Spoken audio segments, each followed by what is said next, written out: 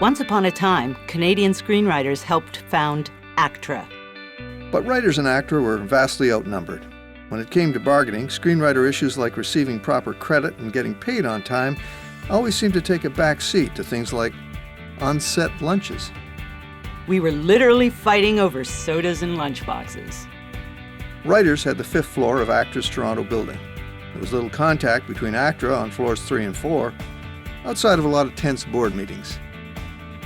Our strength came from the regional chapters, people like Pete White in Edmonton, and others in Vancouver, Toronto, Montreal. Across the country, writers knew their voices weren't being heard, so they wanted out. But that doesn't mean it was easy. Members worried about losing their health benefits. Those arguing for a clean break had to build their case in meetings across the country, member by member. Hurting writers is worse than hurting cats.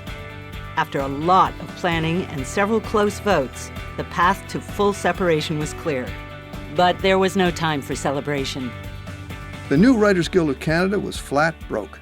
We had to come up with a new constitution and negotiate a separation agreement. That would take 2 years. Another 2 to sever all ties with ACTRA. In the meantime, we wrote broadcasters and asked them to pay us directly. The Guild moved down to the 2nd floor. 5 employees. No furniture. They'd take a different staircase in and out of the building while looking for new digs. Things were tense. Oh, shit. Nothing else could be accomplished until we fixed our finances. Under ACTRA, writer dues were capped at $1,000 per year. Members voted to increase that to 2% of all earnings, no cap. It's one of the proudest moments of our early days. Our biggest earners voted to pay more. It's what makes everything else possible, and it meant we could finally take on issues that held back writers for years. Oh, shit! In 1995, we negotiated our first collective agreement as the Writers Guild of Canada. The business was shifting from freelance to story rooms, so we fought and won the right to cover story editors. New energy came from a changing of the guard. Margaret Collier retired. Maureen Parker became executive director. Pete White led the council.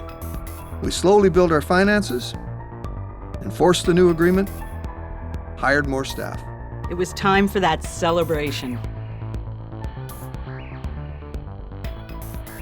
Everybody who was there remembers the first WGC Awards night, although probably not all that clearly.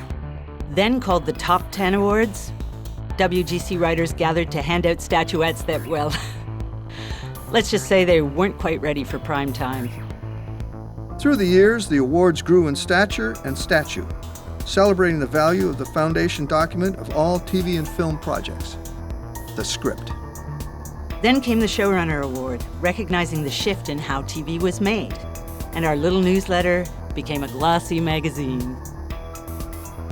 But there was one area we had yet to wade into: policy. It's expensive and challenging, but writers' voices needed to be heard in Ottawa. That meant lobbying the government.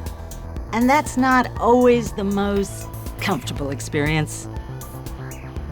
It also meant regular treks to one of the driest places on planet Earth, the hearing rooms of the CRTC.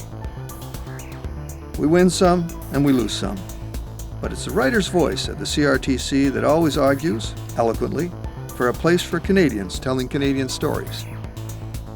The former head of the CRTC, Conrad von Finkenstein, admitted the WGC changed his mind about the importance of Canadian content. That's how we do it, one mind at a time. Oh, my. Sometimes it comes at the bargaining table, like when Joe Golick and the negotiating team brought animation under the agreement, an enormous fight, and an even bigger win. It's alive! Getting animation was huge. The WGA doesn't have it. And we keep fighting to improve our coverage in animation and every sector. Minimum script fees, Bibles, increases to production fees, and digital too. As we celebrate 25 years, the WGC is no longer the only voice celebrating Canadian writers. but it's the voice that ties it all together. None of it works without you. Dedicated writers who serve as credit arbitrators and step up when called to serve on the bargaining committee. Writers who fight to keep the Canadian in Canadian film, TV, and new media.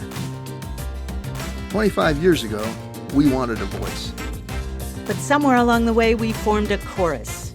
That's how we'll face the next 25 years. United.